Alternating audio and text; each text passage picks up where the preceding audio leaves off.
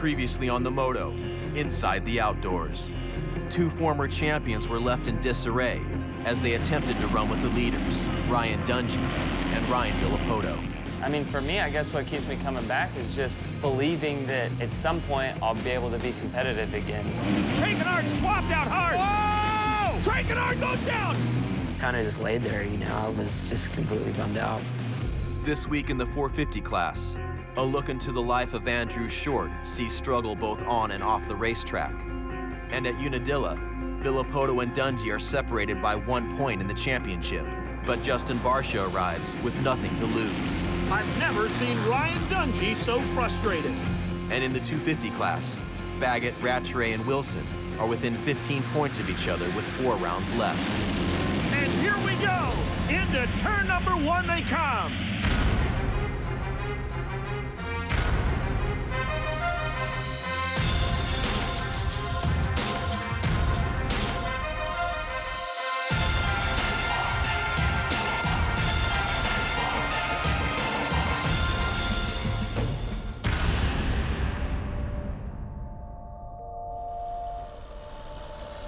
Andrew Short was a perennial contender for the 450 outdoor title. This year, he has been absent from the podium and has consequently been overlooked. In 2005, Short signed with Honda, and for the next 6 years, he finished in the top 3 in either the Supercross or Motocross series. I was with Honda for 6 years, and they felt like family. The bike was second nature to me.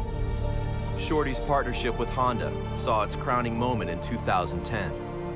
After finishing 3rd in the Outdoor Championship, he joined Team USA at the Motocross of Nations in Lakewood, Colorado. Andrew Short, who called Colorado home for a number of years before he moved to Texas. This is the final race of the day, and this will determine the championship. The Americans are always a target at the Motocross of Nations. In his first moto, Shorty was blindsided by Ben Townley. Going into the final moto, Andrew had to put himself up front and away from the field in order for Team USA to win. Here we go from the outside, Andrew Short! On the biggest stage in motocross, Short got the job done once again. And now, Team USA!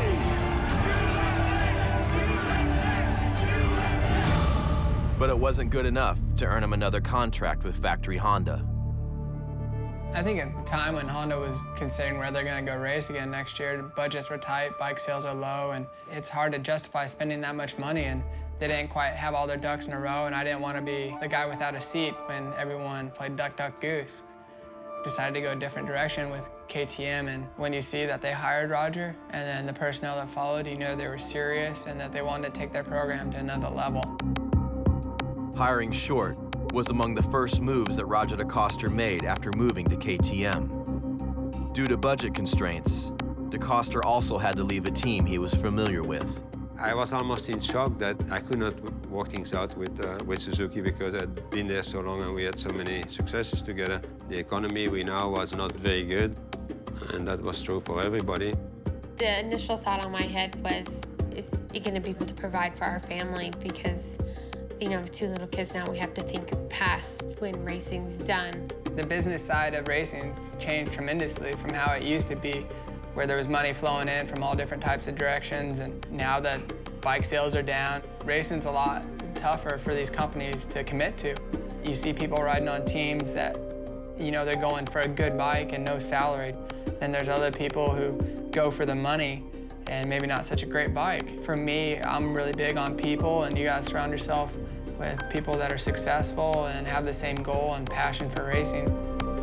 Despite the fact KTM has some of the best personnel in the industry, 2011 has been a struggle for both the team and Andrew. At Hangtown, round 1 of the outdoor season, had some rough luck, lost my motor, both motos. The team resolved some of the major issues with the bike for round 2 in Texas. However, things did not improve much there or at the following rounds. He's really mad. Said I was the fastest here last year. I don't know what's wrong. Andrew Short, he is now running in the number 12 position. Just 1 year ago, Andrew Short was the guy that was battling up front. It's time to start making things happen. while his ranch and family in Texas have typically been a source of peace away from the stress of the racetrack. This year,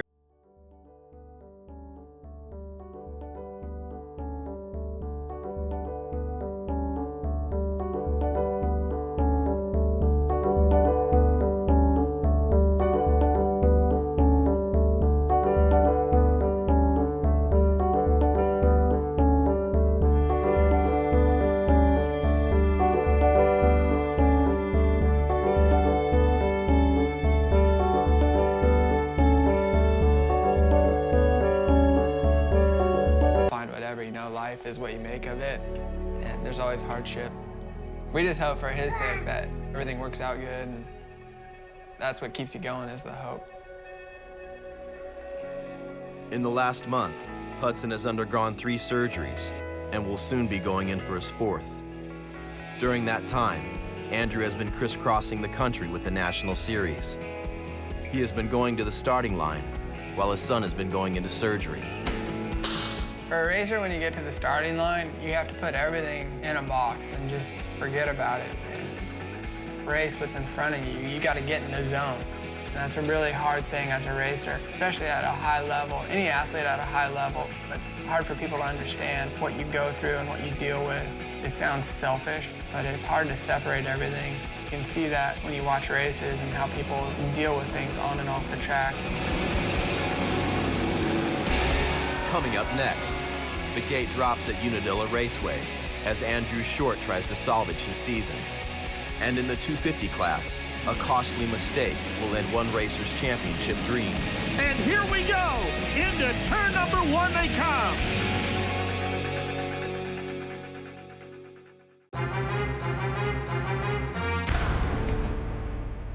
In 2005, 2006, and 2007, Tyla Rattray was the favorite to win the MX2 World Championship in Europe. But each year he got injured. It was during this time of struggle that his wife Samantha came into his life. So what do you like about Tyla? The sense of humor. Tyler's just crazy. He doesn't seem crazy. He is. You suck at getting into this. You need to talk. You're like, what's Tyler like? Oh yeah, he works hard at the sport. He's really committed, and Okay, well, you answer for me. No, you got to talk. You can't just say like 5 words. How's Tyler? If someone comes in and says, "How's Tyler?" He's fine. Because I'm so nervous. So what? No, tell him. What am I like? Okay. Go tell him. I first went to my first race that Tyler raced in was Fulton Swap in Europe, and I think he went 1-1. And there were like 20,000 people there, and I was like, whoa. But it was awesome.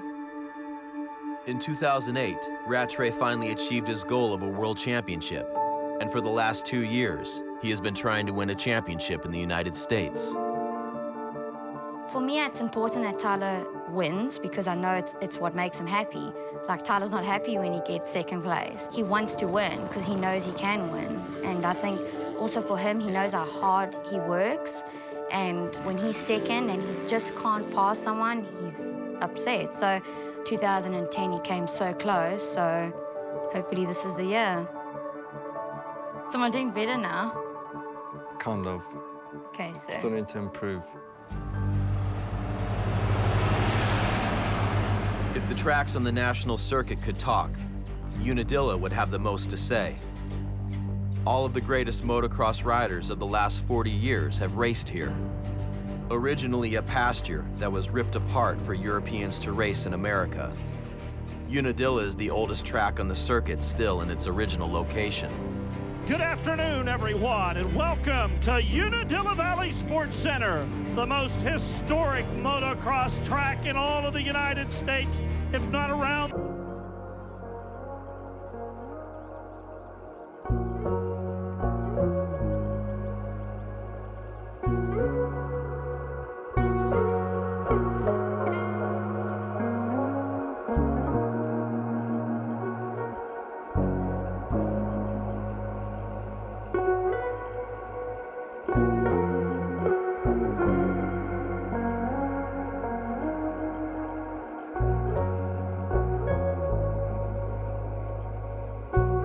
much.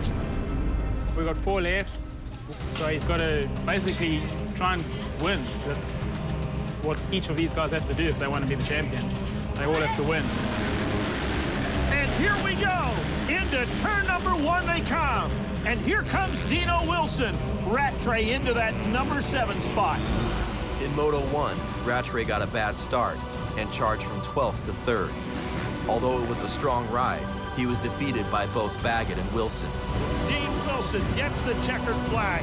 Finishing up into the number 2 position, Blake Baggett. In a championship race among 3 riders, 3rd place is considered a failure. However, Tyla always comes to the line for Moto 2, with the knowledge that he is the fittest rider in the class. Okay, this is your race now, let's do it. First race you came from way back all the way up to 3rd. You had some really good lap times, a few bad mistakes. Eliminate the mistakes and just do all the good laps. Just concentrate on the start. And here we go. Into turn number 1 they come. Dean Wilson trying to get into the inside, but way to the outside is the 66 machine. And now here comes Wilson. Oh! Rattray is off the side of the racetrack, and he may be shaken up, very gingerly getting back onto his motorcycle. Went over the handlebars and landed on my head and knocked the wind out of myself, so it took me some time to get up and get going. Airborne they come. It is not Dakota's. It is Dean Wilson, and he's gone after his first overall of the year. Right now, it looks like Tyla Rattray's championship season. He's circulating, but Tim, he's well outside of the top 35 right now. After 2 laps or so, I started not feeling good. I felt like my balance was out of place, and I couldn't really see the bumps also. I knew I needed to pull it in before something worse would happen to me. At the end of the day, you also need to worry about your health. Tyla Rattray is heading back to the truck. He could be handing over enough points to take himself out of the equation. Put your head. You want a drink? Well, there's nothing you can do now. It's done. Rough day for us.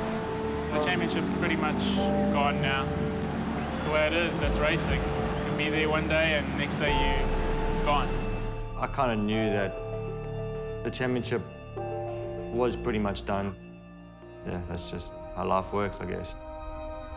From the day he began dreaming of an American championship in South Africa, it has taken over 15 years for Tyla Rattray to reach this point.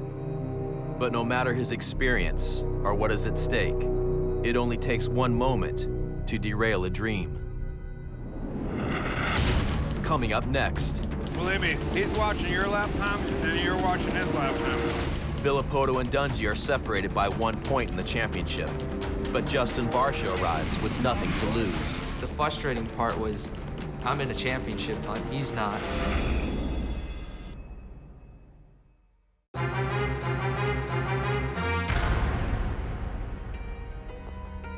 Ryan Dungey and Ryan Villopoto were born to battle each other. You cannot find 2 more evenly matched riders in the sport. Coming into Unadilla, they are separated by 1 point in the 450 championship race. While it is Villopoto that holds this slight advantage, Dungey has beaten him for the overall at the previous 2 rounds. After Washougal, we knew we needed to make a big change. We'd been chasing the same feeling he had, kind of a harsh feeling. It was affecting his results. There was a 2-week break before Unadilla, and Team Kawasaki introduced their new 2012 dirt bike to Villopoto, hoping to end Dungey's win streak. We made the decision to go to the 2012. We flew to California, rode it. We knew right off the bat that that's what we were going to do. What we were struggling with our 2011, this one improves that. Believe me, he's watching your lap times and you're watching his lap times, you know? Ryan Dungey and Ryan Villopoto are carrying the weight of a championship race that is built upon 16 motos of results. After a year of disappointments in the 250 class, Justin Barcia is moving up to the 450 class today. There is little that is expected of him, and he has nothing to lose. A dangerous rider to have on the track if there is a lot at stake. What helps is a good start. Last week, one of the things Chad said, Ryan keeps getting starts like he did today, he's untouchable. After winning both the Supercross and Motocross championship last year, most of the industry knows that Dungey can be unbeatable, and the fact that he will be a free agent in 1 month has transformed these semis into conference rooms. A lot of teams would like to have Dungey on their team, and we made him an offer. Nothing is done, but the best offer we could. I'm hoping that he's gonna choose to come to us. Many suspect that Dungey will join his longtime mentor, Roger DeCoster, at KTM. But there are major concerns regarding KTM's bikes. They have been developing an underpowered 350cc dirt bike for the past 2 years. And Andrew Short has been riding that bike this whole season.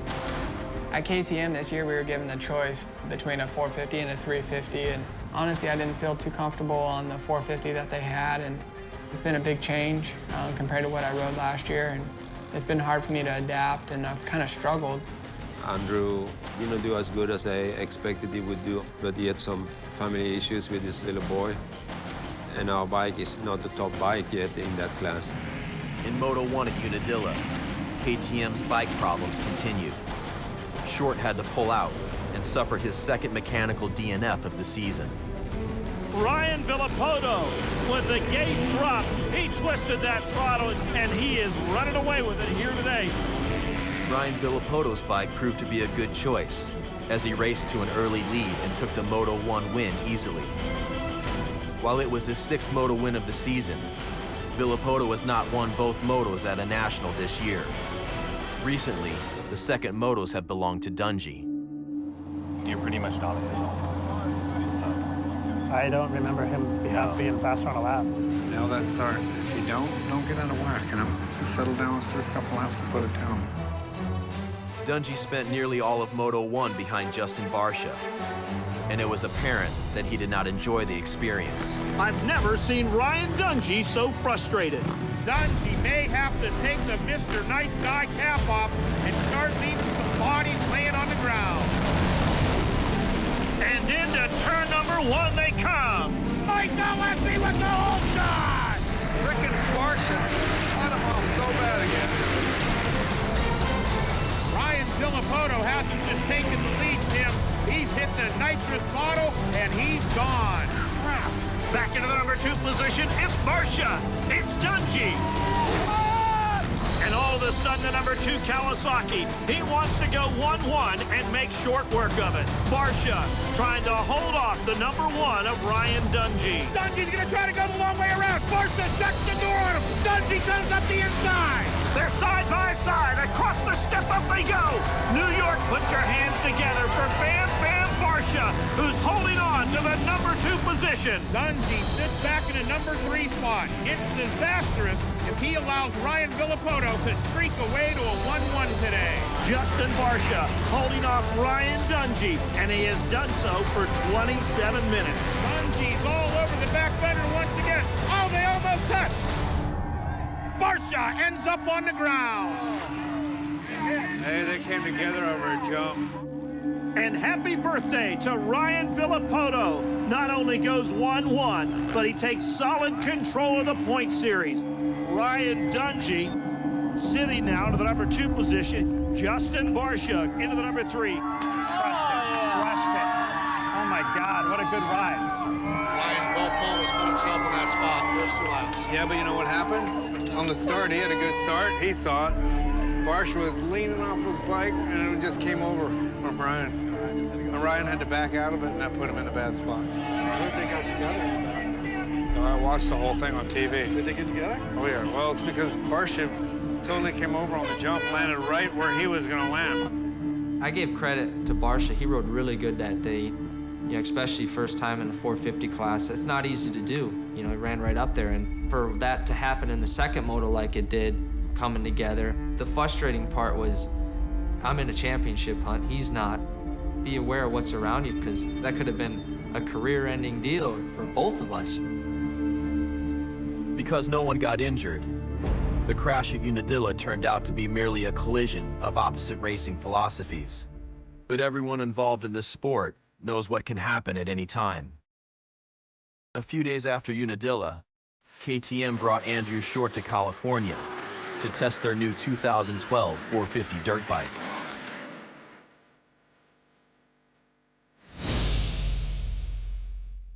Short ended up in the hospital with 2 broken elbows and a broken wrist. Riding some new stuff, and it just had a problem that was out of my control, and it's what I get paid to do. You know, I was doing my job, and I got lucky for how hard I crashed that all I came out.